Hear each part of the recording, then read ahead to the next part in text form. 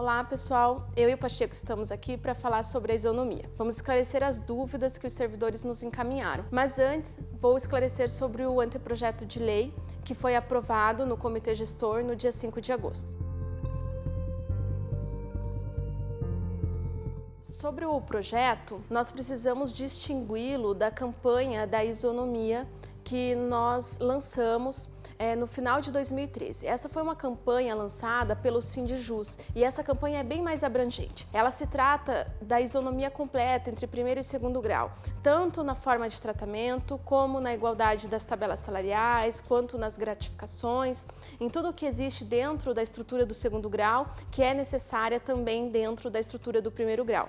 Então essa campanha foi lançada, em 2014 ela ganhou força e também em 2014 o CNJ publicou a resolução 194, que se trata do Comitê Gestor, que foi criado para priorização do primeiro grau. Dentro do Comitê Gestor, nós participamos como representantes do Sindjus, defendendo os interesses da categoria. E dentro do comitê foi criado outras equipes de projeto para dar andamento aos itens da priorização. O Comitê Gestor elencou 9 itens de priorização dentro do Tribunal de Justiça do Paraná. Dentre eles, a paridade de vencimento foi um dos itens. Então criou-se a equipe de projeto denominada paridade de vencimentos para tratar sobre as tabelas salariais. Esta equipe ficou restrita a corrigir as distorções salariais existentes entre o primeiro e o segundo grau. Com base nisso, nós fizemos nas primeiras reuniões um longo debate sobre qual seria o critério para buscar essa igualdade de vencimentos. Foi eleito, então, o grau de escolaridade,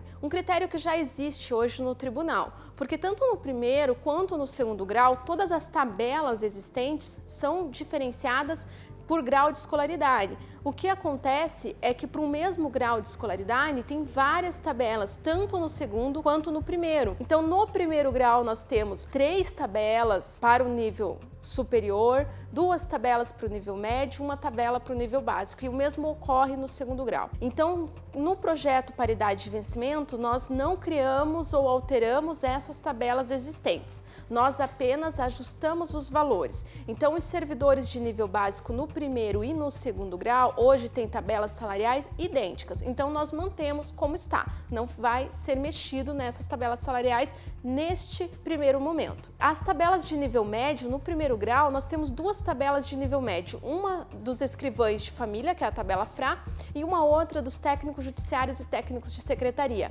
Essas 2 tabelas já são diferentes no primeiro grau.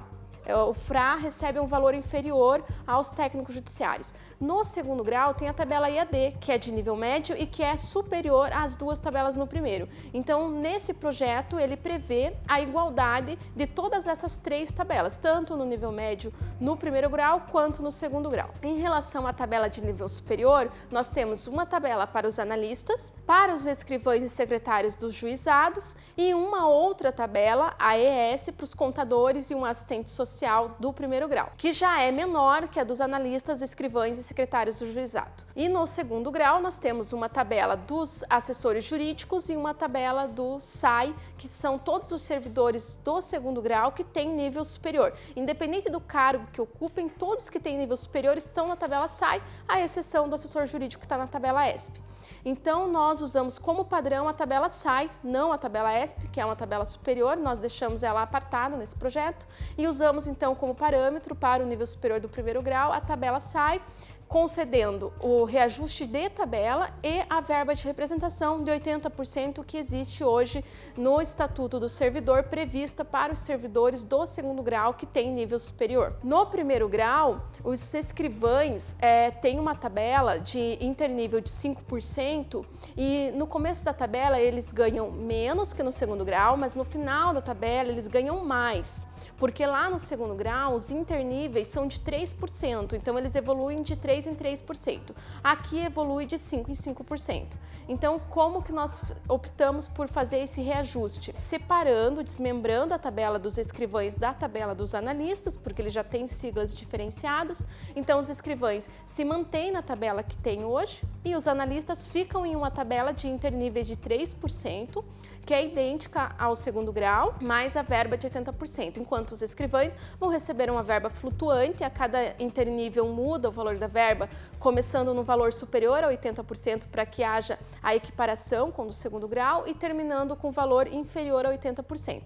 Mas o valor final da remuneração é idêntico. Então, não faz diferença prática, é idêntico o valor final da remuneração. Em relação ao segundo grau, nós tínhamos um caso específico, um caso especial, que é o caso das técnicas especializadas em infância e juventude, que atuam no primeiro grau, atuam nos núcleos de infância e juventude no primeiro grau e recebem um valor inferior aos servidores de nível superior, mesmo tendo a exigência de nível superior para a sua atuação, que são assistentes sociais, psicólogas e pedagogas. Então, nós prevemos uma outra tabela para elas, porque hoje estão na tabela de nível médio, elas vão ficar numa tabela específica, exclusiva delas, onde elas vão receber o mesmo valor que os servidores de nível superior do SAI recebem, mais a verba de representação de 80%. Então, esse é o projeto que, nesse momento, foi aprovado no Comitê Gestor. Após a aprovação no Comitê Gestor, ele foi encaminhado para o presidente. O presidente deverá analisar o projeto e mandar impactar. Então, ele vai para os departamentos, vai para a assessoria jurídica para dar parecer jurídico quanto à legalidade desse projeto, vai para o impacto orçamentário, financeiro e depois volta para o presidente que, aprovando o projeto, deverá encaminhá-lo para o órgão especial e depois para a Assembleia Legislativa. Esses passos são passos longos, não acontecerão de imediato, porque o presidente está já num período onde ele já não pode mais criar novos gastos orçamentários, porque terá eleição para o Tribunal de Justiça em novembro. Então, diante desse período pré-eleitoral, ele não pode mais criar gastos. Então, esse projeto vai ficar ainda nessas partes de análise e provavelmente é um novo presidente que irá decidir em relação ao futuro desse projeto. Nós, então, temos agora esse caminho para seguir e para acompanhar o projeto em relação ao impacto e em relação às comissões por onde ele vai passar. Nós recebemos perguntas e vamos dar as respostas agora em relação ao projeto de paridade de vencimentos ou isonomia, como mais conhecido. O colega Paulo, de Santo Antônio da Platina, escrivão aposentado, pede como será aplicado o projeto no caso dos escrivães aposentados. A nossa resposta é a seguinte: ela será aplicada unanimemente. Todos vão receber. O cálculo do impacto foi feito nesse sentido, que seja aplicado tanto para aposentados quanto para ativos, ou até aqueles que venham se aposentar também terão direito a recebimento dessa verba. O colega de Colombo, Edemir, pergunta como ficaria a isonomia em relação aos servidores do interior e da capital. Colega Edemir, a situação é a seguinte: depois que foi sancionada a Lei 16.748, todos os servidores foram enquadrados em tabelas que respeitam o nível de escolaridade e o cargo de cada servidor. Sendo ele do interior ou da capital, a tabela é a mesma. Os níveis de 1 a 9 são respeitados. Seja escrivão, seja oficial de justiça, técnico, terá remuneração igual, independente da entrância.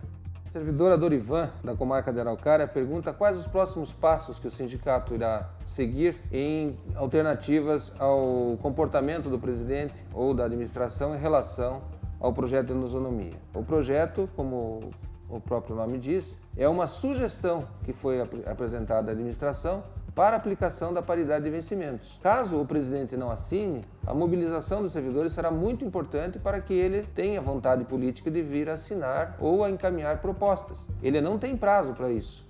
Porém, o que vai definir esse prazo é a mobilização da categoria. Caso ele nos dê uma resposta, essa resposta será debatida com a categoria em assembleias. Podemos contar também com o CNJ, que foi informado da decisão do Comitê Gestor em encaminhar esse projeto à presidência do Tribunal de Justiça. O colega Anderson, de Curitiba, faz algumas perguntas em relação à verba de representação, VPNI e a aplicação dessas verbas. Verba de representação foi criada há muitos anos pelo Poder Executivo àqueles chefes de gabinete na representação de gabinete. O Tribunal de Justiça usou essa legislação para incorporar a verba de representação nos cargos ESP e SAI do segundo grau para melhorar a remuneração desses cargos. Assim, há muitos anos, essa verba da representação vem sendo aplicada ao assessor jurídico no grau de 126% e ao servidor do grupo SAI na proporção de 80%. Então, essa verba de representação funciona para o segundo grau, para esses dois níveis de trabalhadores. Ele também quer saber a respeito da verba de representação aplicada para o nível médio. Ela não é aplicável ao nível médio porque no nível médio do segundo grau também não existe verba de representação. Se nós estivermos trabalhando num projeto de igualdade, a verba de representação que é aplicada ao ESP e ao SAI deveria ser aplicada inclusive aos servidores de nível básico. Nós estamos tratando de paridade de vencimentos, ou seja, trazendo para o primeiro grau o que é aplicado no segundo. Ele também quer saber a respeito do impacto financeiro causado pelo projeto de paridade de vencimentos em relação ao nível médio e ao nível superior. O que acontece é o seguinte, nós temos 730 cargos de analistas judiciários e 130 cargos de escrivães do nível superior. Nós temos cerca de 2.600 cargos de nível médio. Claro que o impacto do nível médio vai ser maior do que o impacto do nível superior, porque a quantidade de servidores do nível médio é muito grande. A primeira etapa do projeto calculou em 230 milhões o valor global. O Tribunal de Justiça vai refazer esses cálculos e trazer pormenorizadamente os cálculos por cargo. Ele também pergunta sobre o escalonamento da aplicação da paridade de vencimentos. Isso cabe ao tribunal nos contrapor, trazer a nós uma proposta de escalonamento da aplicação disso. A nossa proposta é que seja feito de uma vez só, porque se o tribunal recebesse as verbas corretamente do Poder Executivo, ele teria sim condições de fazer essa implantação. Ele também pergunta sobre a VPNI. A VPNI, vantagem pessoal nominalmente identificada, ela varia de servidor para servidor. Ela surgiu quando foi aplicado o tempo integral e dedicação exclusiva aos servidores do segundo grau, aumentando aí a disparidade de vencimentos entre o segundo e o primeiro grau. A VPNI não é base ainda para cálculo de isonomia. Ela é uma vantagem pessoal nominalmente identificada, como assim fala, ela é diferenciada de servidor para servidor, dependendo do tempo de serviço, as condições de evolução na carreira, as condições de progressão. Cada servidor tem uma VPNI diferenciada, algumas menores e outras até maiores que o próprio vencimento. Então, ela não foi usada como base para o primeiro grau alcançar a VPNI no segundo grau. O colega Jonatas lança aqui uma série de perguntas que englobam a PLP 257, a PEC 241 e a sua interação com o nosso projeto de paridade de vencimentos. Claro, o nosso projeto de paridade de vencimentos é um projeto que vem sendo estudado há 8 meses e essas propostas de projeto de lei aconteceram nesse último ano e vieram em embate ao nosso projeto. O Poder Executivo vai se valer desses projetos de lei federais para tentar criar obstáculos no nosso projeto.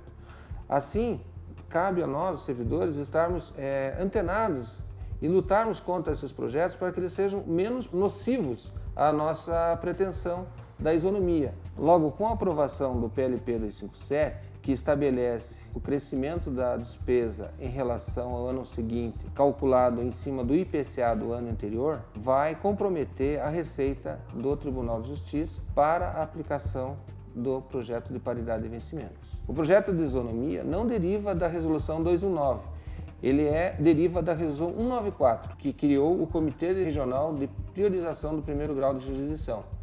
Dentro desse comitê surgiram algumas diretrizes e, dentre elas, o projeto de paridade de vencimentos. Claro que a Resolução 219, no artigo 22, fala que deve haver um quadro único de servidores. Ajuda, mas não é a base do nosso projeto.